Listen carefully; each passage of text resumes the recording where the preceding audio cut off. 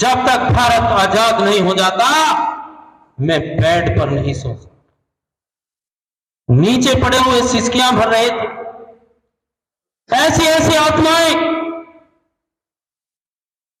साथियों, लाल बहादुर शास्त्री जी जिन्होंने कहा इस देश की एक सुई की नोक के बराबर भी भूमि नहीं जाने दूंगा, लेकिन दुर्भाग्य की मेज पर हारना पड़ा। ऐसे समय उनकी मृत्यु हो गई।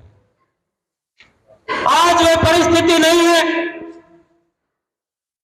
आपकी वोट की ताकत के बल पर आज हम उस परिस्थिति में हैं। हम किसी मेज पर हारने वाले नहीं हैं। साथियों, लोकतंत्र का मतलब जनता का राज्य, जनता के द्वारा जनता की भलाई के लिए आपने जो चुनाव किया है वह बहुत श्रेष्ठ है। उस चुनाव के कारण आज दुनिया में भारत का नाम हो रहा है। भारत निरंतर आत्मनिर्भरता की तरफ बढ़ रहा है और पुनः हम विश्व गुरु का दर्जा प्राप्त करने की तरफ आगे बढ़ रहे हैं। साथियों, ऐसी ही एक महान आत्मा के विषय में बताने के लिए मैं मंच पर आया हूं। महात्मा ज्योतिबा फुले, महाराष्ट्र की भूमि वीरों, संतों और समाज सुधारकों की भूमि रही है। इस धरती पर एक से एक बढ़कर महान आत्माओं ने जन्म लिया। ऐसे लोगों ने जन्म लिया जिन्होंने अनेक यातनाओं को झेलकर समाज सुधार का कार्य किया। ऐसी ही एक महान आत्मा ज्योतिबा फुले। साथियों, महात्मा ज्योतिबा फुले का पूरा नाम ज्योतिराव गोविंदराव फुले था। उन्होंने महात्मा फुले के नाम से उपाधि उन्हें प्राप्त हुई। ज्योतिबा फुले बहुत बड़े विचारक, सामाजिक कार्यकर्ता, दार्शनिक और लेखक थे। उनका जन्म 11 अप्रैल 1827 ईस्वी को सितारा जिले के एक गांव कटकुन में हुआ था। एक मालिक परिवार में। साथियों, उनकी माता का नाम चिमनबाई और पिता का नाम गोविंदराव था। महाराष्ट्र में अपने नाम के पीछे पिताजी का नाम भी लगाया गया। साथियों, महात्मा जी बहुत ही गरीब परिवार से थे। गरीबी के कारण इनकी शिक्षा का भी कोई विशेष प्रबंध नहीं हो पाया। ये माली का काम करते थे। इनका परिवार फूलों की खेती से अपना जीवन यापन करता था। इसी के कारण इनके नाम के पीछे फूले शब्द लग गया। आजकल जो काम करता है लोग उसको उसी के नाम से पुकारने लगते, फूलों वाला करने लगे। फूलों वाले के बाद फिर फूले ही इनके नाम के पीछे लगे। साथियों, जब ये केवल 9 महीने के थे, दुर्भाग्य से इनकी माता जी का देहांत हो गया और उनके पिताजी को ही इनकी देखभाल करनी पड़ी। लेकिन ये बचपन से ही बहुत ही प्रतिभाशाली थे। इनकी जो प्राइमरी शिक्षा थी वो मराठी के माध्यम से हुई और माध्यमिक शिक्षा इनकी स्काउटिंग मिशन हाई स्कूल में पूरी हुई। साथियों, 1840 में 13 वर्ष की उम्र में इनकी शादी सावित्री बाई के साथ हो गई। लेकिन सावित्री बाई अनपढ़ थी। अनपढ़ होते हुए भी वह शिक्षा के महत्व को जानती थी। शिक्षा समस्त अधिकारों की जननी है। शिक्षा के बिना हमारा विकास नहीं हो सकता। इसी कारण शिक्षा के लिए ही सावित्री बाई जो अपने पति के सभी प्रकार के सामाजिक कार्यों में बढ़ चढ़कर हिस्सा लेती। साथियों, यदि हम इतिहास उठाकर देखें, जितने भी महान आत्माएं हुई हैं, उन महान आत्माओं में मातृशक्ति का विशेष योगदान। चाहे हम शिवाजी महाराज को लें, उनकी माता जीजाबाई ने उनको महान बनाया। चाहे कालिदास को लें, चाहे हम रामचरितमानस लिखने वाले तुलसीदास जी तो अपनी पत्नी से इतना प्रेम करते थे, बरसात में ही पीछे पीछे अपने ससुराल में चले गए। तब उनकी पत्नी ने कहा, अस्थि देह में चर्मम तामे ऐसी प्रीत, ऐसी जो श्री राम में होत न तौ भवती। तभी तुलसीदास जी ने निर्णय कर लिया और वे महान बने। कालिदास जी, यशस्वी जिलाध्यक्ष श्रीमान सूरजपाल जी ने बहुत ओजस्वी पूर्ण मार्गदर्शन किया महात्मा ज्योतिबा फुले जी को लेके, और मैं जब भी इन्हें सुनता हूं तो बड़ा अच्छा लगता है। हमेशा ही जोश भर देते हैं हर किसी में। अभी मैं निवेदन करूंगा, हमारे ओबीसी मोर्चा के क्षेत्रीय उपाध्यक्ष और बागपत से प्रभारी श्री यशपाल भाटी जी आए और अपने विचार रखे। श्री यशपाल भाटी जी। सभी को कहीं ना कहीं प्रोग्राम मिले हुए हैं, तो हम सौभाग्य हैं, हम अपने आप सौभाग्य समझते हैं कि आप लोग आए और हमारे मोर्चे को इस आपका स्वागत करने का मौका मिला, और इनकी जो हमारे ज्योतिबा फूले हैं, इनकी हमें जयंती में आने का मौका मिला। इसके लिए सभी का मैं बहुत बहुत धन्यवाद करता हूं और स्वागत करता हूं। हमारे सम्मानित मंच और आप सामने बैठे बुजुर्ग और हमारी बहनें, आप बड़े ही समय निकाल के आए हैं, क्योंकि खेती का काम चल रहा है, सब किसानों का काम चल रहा है। उसके बाद भी हमारे काफ़ी तादाद में किसान आए हैं, मैं उन किसानों का भी बहुत बहुत स्वागत करता हूँ। मेरा अभी हमारे जिलाध्यक्ष जी बोल रहे थे, सूरजपाल जी, उन्होंने बहुत बड़ा ज्योतिबा फुले जी के जन्म में, उनका जो जन्म हुआ, जन्म के बाद उनका जो पूरा सिस्टम, पूरा उनका जो जीवंत रहा, जो उन्होंने समाज के लिए कार्य किए, मैंने भी थोड़ी देर पहले आपको कुछ बताया था, लेकिन अध्यक्ष जी ने पूरा बताया है। और ऐसे जो आज हम समय निकाल के जिनके लिए बैठे हैं, अपने समय में आप सब याद कर सकते हैं कि उन्होंने किस समय में, जब हमारा शिक्षा भी इतनी नहीं थी, जब उन्होंने एक समाज सुधारक का काम किया था, और समाज सुधार में उन्होंने महिला पुरुष सबको बराबर का दर्जा दिलवाया। छुआछूत, जो हमारी छुआछूत थी, सामाजिक जो हमारी जाति भावना थी, उन सब में उन्होंने बड़े बड़े आंदोलन करे और उनको जड़ से मिटाया।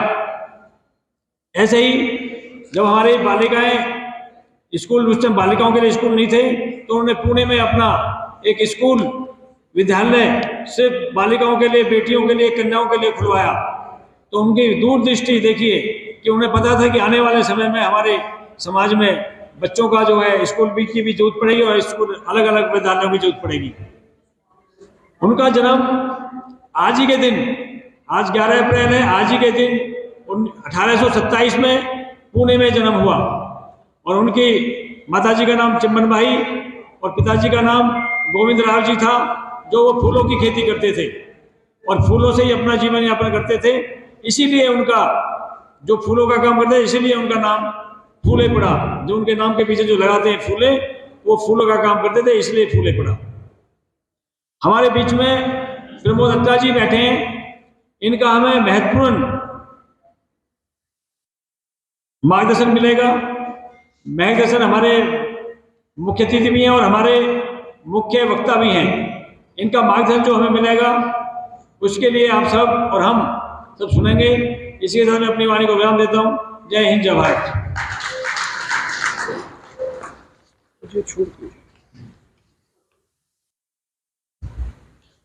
हमारे बागपत के प्रभारी श्री यशपाल भाटी जी ने बड़े अच्छे से मार्गदर्शन किया, तो मैं उनके लिए आप सभी से निवेदन करूंगा कि एक बार तालियां बजाई जाएं श्री यशपाल भाटी जी। अभी मैं निवेदन करूंगा, हमारे जो मुख्य वक्ता है, मुख्य अतिथि है श्री प्रमोद सैनी अट्टा जी, वो आए और अपने विचार का प्रयास है कि ये सब समाज एकत्रित होकर सभी महापुरुषों को अपना मानकर उनसे प्रेरणा लेकर भारतीय जनता पार्टी का जो स्थापना हुई 1951 में भारतीय जनसंघ के रूप में, तो उस समय दो संकल्प व्यक्त किए गए थे।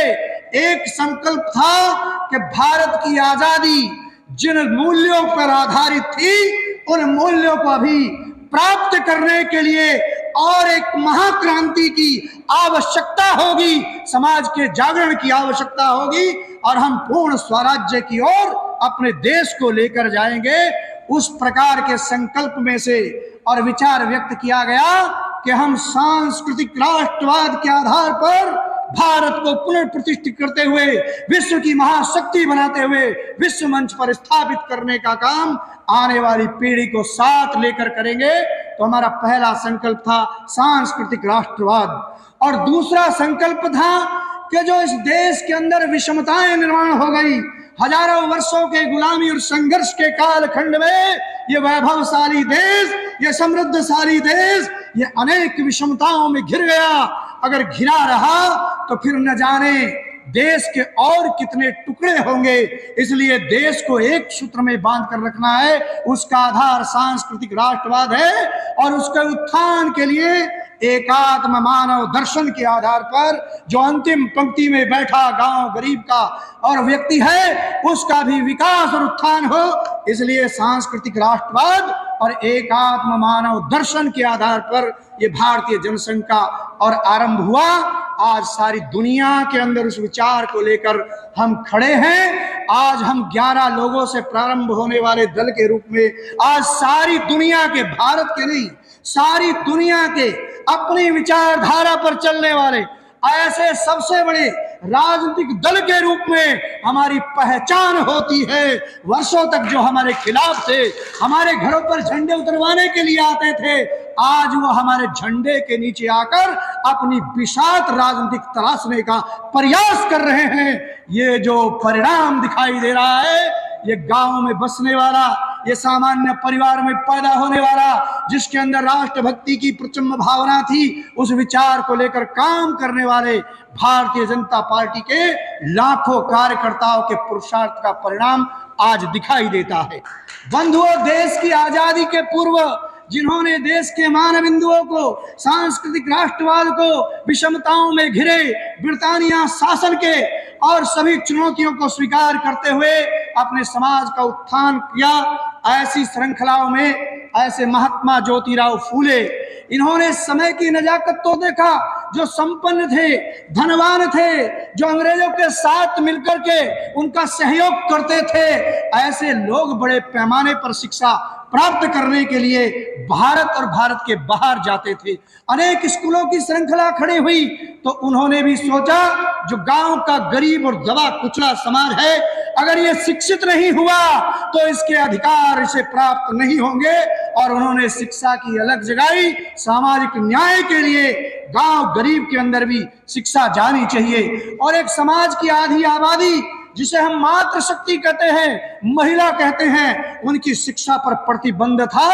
ज्योतिराव फूले का एक बड़ा इतिहास हमारे आदरणीय जिलाध्यक्ष जी ने आपके सम्मुख रखा है। ज्योतिराव फूले ने शिक्षा प्राप्त करके महिलाओं की शिक्षा का और संकल्प लिया, और अपनी धर्मपत्नी को, अर्धांगिनी को पहली और अपनी शिक्षार्थी बनाकर पहली नारी को शिक्षा देने का काम प्रारंभ किया, और उसी के माध्यम से पहला गर्ल्स और लड़कियों का विद्यालय खोलकर अपनी पत्नी के माध्यम से नारी शिक्षा का प्रारंभ करने का काम उस महापुरुष ने इस देश के अंदर आजादी के कालखंड से पूर्व ये प्रारंभ किया था।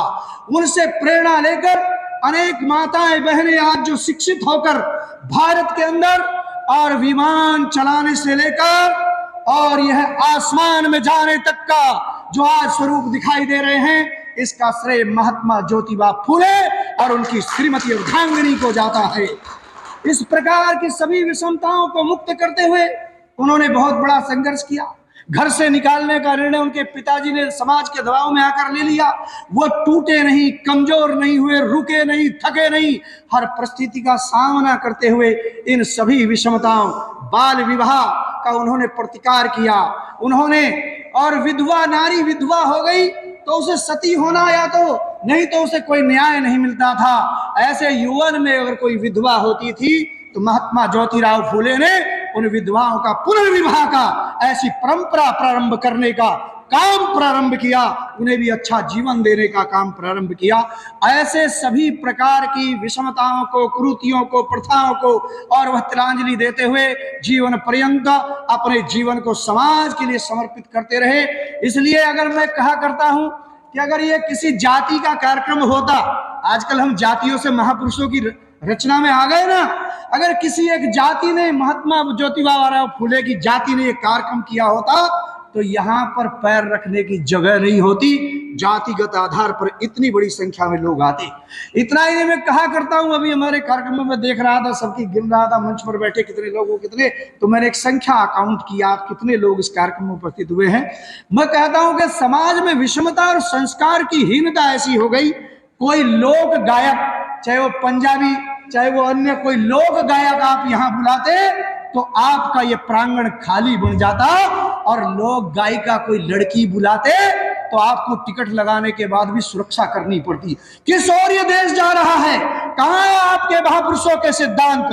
भारत की आत्मा जो जागृत आज दिखाई देनी चाहिए थी, वो भारत की आत्मा की चेतनाओं को कैसे नष्ट करने का प्रयत्न किया है। इसलिए भारतीय जनता पार्टी केवल राजनीति की रोटी सेकने के लिए, सत्ता प्राप्त करने के लिए नहीं, राष्ट्र को सांस्कृतिक राष्ट्रवाद, अपने महापुरुषों की आत्मा को राष्ट्र की आत्मा मानकर उनके कदमों पर चलकर भारत को वैसा ही स्वरूप प्रदान करने के लिए भी प्रयत्नशील है। इसलिए भारतीय जनता पार्टी दुनिया का एक विशेष प्रकार का, अलग प्रकार का दल और ये माना जाता है। बंधुओं, महात्मा राव ज्योतिराव फूले से बाबा साहब भीमराव अंबेडकर ने प्रेरणा लेकर शिक्षा प्रारंभ की और उन्हें गुरु मानकर उन्होंने भी शिक्षा प्राप्त करते हुए सभी प्रकार के मापदंडों को तोड़ते हुए 17 प्रकार की विभिन्न डिग्रियां प्राप्त करके अपने को और ये सिद्ध करने का काम किया कि दबा कुचला दलित भी अगर शिक्षा प्राप्त करता है तो वह भारत में संविधान निर्माता का और पदवी प्राप्त कर लेता है। शिक्षा का महत्व समझाने का काम किया। मैं कहता हूं ऐसे क्रांतिकारी देशभक्त और बलिदानियों में आप ही के जिले में जिस समय यहाँ क्रांति का बिगुल बजा था, कोई माँ का लाल और ब्रिटानिया सरकार के सामने निकल कर आता था। आप ही के यहाँ का एक गांव है बिजरोल, बिजरोल का सपूत, उस माटी का पैदा होने वाला महाराज तो नहीं कहते उन्होंने क्रांतिकारी वीर, नाम जानते होंगे ना, क्रांतिकारी वीर बाबा सावल उस समय लड़ रहा था। विषमताएं कैसी खड़ी हो गई। इस जिले के लोगों को मैं 20 साल पहले आकर और बाबा सावल की यात्रा गांव में निकाल कर आह्वान किया था। अरे जिस बाबा सावल ने देश की आजादी के लिए अपना शीश कटा दिया और अंग्रेजों के खिलाफ युद्ध किया और जिसने धोखे से उनका शीश काट करके अंग्रेजों को सौंपा और नवाबी प्राप्त की, वह यहाँ के लोगों का नेता बन गया और बाबा सावल का वंशज उसके पीछे चलने वाला। इससे बड़ी विषमता और कुछ हो नहीं सकती है। ऐसी सभी विषमताओं को त्यागना सर छोटू राम ने शिक्षा की अलग लगाई तो महात्मा ज्योतिबा फूले से लेकर अनेक लोगों ने समाज के वर्गों में शिक्षा की अलग जगाने का काम किया। उस शिक्षा के आधार पर भारत आज दुनिया की महाशक्ति बनने की ओर बढ़ रहा है। 2014 के बाद आज जिस प्रकार की और चीजें हमारे देश में नहीं थी, आज हमने सब प्रकार का स्वदेशी अस्त्र, स्वदेशी शस्त्र, स्वदेशी व्यवस्थाओं का निर्माण प्रारंभ किया है। लोकल एंड वोकल के आधार पर जो हमारे छोटे छोटे कारोबार थे पिछले दौर में जो समाप्त हुए हैं उन सबको विकसित करने का काम किया है। और भारतीय जनता पार्टी ने इस सामाजिक न्याय सप्ताह के माध्यम से जो अनेक ऐसे महापुरुष जिन जातियों को अछूत कहा गया है, जिन जातियों को कमजोर कहा गया है, उन जातियों के महापुरुषों को भी अब न्याय मिलना चाहिए, विषमताएं दूर होनी चाहिए। इसलिए भारतीय जनता पार्टी के स्थापना दिवस महर्षि कश्यप की जयंती से लेकर के और महात्मा ज्योतिबा फूले की जयंती से लेकर के और बाबा साहब भीमराव अंबेडकर की जयंती तक ऐसे कार्यक्रमों की श्रृंखलाओं का निर्माण करते हुए इस विषय को आगे बढ़ाने का काम किया है। जिस विचार में से भारतीय जनता पार्टी का प्रकटीकरण हुआ है, उस विचार का जो हमारा मात्र संगठन है, वो मात्र संगठन प्रातःकाल अपने अपने कार्यालयों पर कार्यकर्ताओं के द्वारा प्रातः स्मरण का कार्यक्रम करता है। हम सोकर उठते हैं नित्य क्रम से हम और निवृत्त होकर के प्रातःकाल हम एकात्मता स्तोत्र का पारायण करते हैं और उस एकात्मता स्तोत्र के पारायण में 32 श्लोक हैं। उस 32 श्लोक में ऐसे सभी क्रांतिकारी और महापुरुषों का हम प्रतिदिन स्मरण करते हुए राष्ट्र की चेतना को जागृत करने का काम करते हैं। और भारतीय जनता पार्टी के दो संकल्प, सांस्कृतिक राष्ट्रवाद 2014 के बाद आपने सभी भारत की सांस्कृतिक प्रतिभाओं के और स्थानों को विकसित होते देखा होगा, और एकात्म मानव दर्शन, प्रत्येक मानव की अंतिम पंक्ति में खड़े व्यक्ति तक भी शिक्षा, चिकित्सा और सब प्रकार की व्यवस्था ये पहुंचनी चाहिए। मानव के आधार पर उसे भी अच्छा जीवन प्राप्त होना चाहिए। इस संकल्प के साथ हम सब काम करते हैं। उसी योजना में ये आज कार्यक्रम आयोजित हो रहा है। इस कार्यक्रम में आप सब पधारे, आपका बहुत बहुत धन्यवाद। हृदय से मैं और नमन करते हुए अपनी वाणी को विराम देता हूँ। ये पहला प्रयास है, अगला प्रयास और अच्छा होगा। हमारे ओबीसी मोर्चे के अध्यक्ष बहुत टेंशन में थे, बहुत दुखी थे कि भाई साहब प्रयास बहुत किया, करूं क्या, मैं थोड़ा गरीब का जागत हूं। और भी उसने कुछ बात कही वो मैं नहीं कहना चाहता हूं, लेकिन यहाँ कोई भी विषमताओं को त्याग कर, सारी बेड़ियों को तोड़कर ऐसे ही आगे साहस के साथ निकलना पड़ता है। आपके प्रयत्नों की भी मैं सराहना करता हूं। आपके प्रयत्नों जो लोग उपस्थित हुए उन सबका इनकी ओर से भी धन्यवाद करता हूं। बहुत बहुत प्रणाम।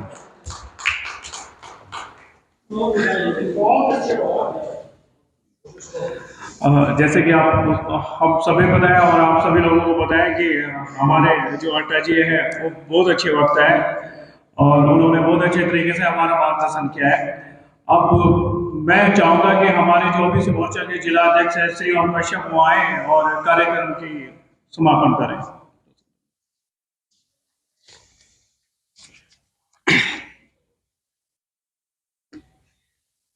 आज जो ये कार्यक्रम मनाया जा रहा है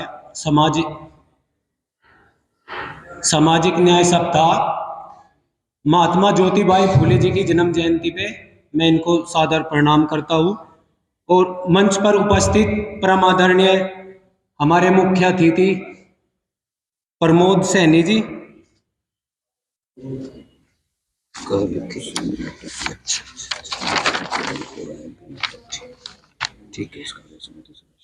प्रमोद सैनी जी अट्टा जी, प्रदेश कार्य समिति सदस्य, प्रदेश संयोजक, राष्ट्रीय प्रशिक्षण अभियान विस्तारक प्रमुख, पश्चिम उत्तर प्रदेश। इन्हीं की बराबर में बैठे हमारे जिले के यशस्वी जिला अध्यक्ष श्रीमान सूरजपाल गुजर जी और हमारे जिले के प्रभारी श्रीमान श्री यशपाल भाटी जी। उन्हीं की बराबर में बैठे हमारे ये सुभाष बिरागी जी, शर्मा जी लिख रखा, दीपक शर्मा जी और हमारे पुष्पिंदर चौधरी जी, रजित विस्तारक जी और मेरे सम्मुख बैठे सभी देवतुल्य कार्यकर्ता, मेरे बुजुर्गों और मेरी माताएं बहनें, आप सभी इस प्रोग्राम में आए। आप सबके चरणों में मेरा सादर प्रणाम। और एक छोटी सी बात कहना चाहता हूं बस आपसे। आज हम जो है महात्मा ज्योतिबा फूले जी को याद कर रहे, लेकिन समाज जो है गलत रास्तों पे चल पड़ा है। और इतने गलत रास्तों पे चल पड़ा है कि आने वाले समय में अगर यही अंजाम रहा तो एक बहुत बड़ा विनाश होगा। आपने देखा होगा 2015 में उत्तराखंड में कितना बड़ा विनाश हुआ था। तो हमें अपने समाज के प्रति चिंता करनी पड़ेगी, क्योंकि पहले हमारे जो बड़े बुजुर्ग थे एक जगह बैठते थे, शाम के टाइम हुक्का पीते थे, तो हम उनके हुक्का भरने का काम कर रहे थे और बच्चे भी छोटे छोटे, तो वहां ज्ञान प्राप्त होता। अब हमने वो प्रथा छोड़ दी और अपने बच्चे अगर 5 साल का भी बालक है उसे भी 15,000 रुपए का फोन दिवा दिया और सारे सोड में पड़ी अलग टक टक टक टक टक करने लग रहे और कुछ काम नहीं रहा। सबसे बड़ी विडंबना यह भी है, जो हमारे बड़े बूढ़े थे, बड़े बुजुर्ग थे, उन्हें 2 चीज की चिंता थी। एक तो बालक जवान हो जाओ भाई, और दूसरी उसकी शादी कर दो, काम खत्म। फिर आराम से बैठ के वे हुक्का पी रहे थे और कुछ काम नहीं रहता। लेकिन आज की सबसे बड़ी समस्या यह है, शादी तो कर दी, या आगे चल भी जाएगी या नहीं, माता पिता इस चक्कर में जो है सूख जा। तो मेरा आप लोगों से निवेदन है भाई, मेरे से अच्छे वक्ता आप लोगों ने सुने, हम तो कोशिश कर रहे, हमारे गुरु समान है, इनसे शिक्षा ले रहे भाई, बोलने का प्रयास कर रहे। तो मेरा आप लोगों से यही विनती है कि हमें इस पे भी चिंतन करना होगा, क्योंकि महात्मा ज्योतिबाई फूले जी का जो रास्ता दिखाया हुआ है उस रास्ते से हम भटक गए। और अड्डा जी ने सही बताया, जो हमारे मुख्य वक्ता जी है, कि सामाजिक जो प्रोग्राम है, जो हमारे महापुरुषों है, उनके प्रोग्राम में हम बहुत कम आ रहे हैं। अगर यहाँ सपना चौधरी आ जाती तो इस बड़ौत के जुगाड़ पे गाड़ियों की लाइन लग जाती। तो यह भी बड़ी विडंबना है। आप लोग सब यहाँ आए, आप सभी का बहुत बहुत धन्यवाद और सादर प्रणाम।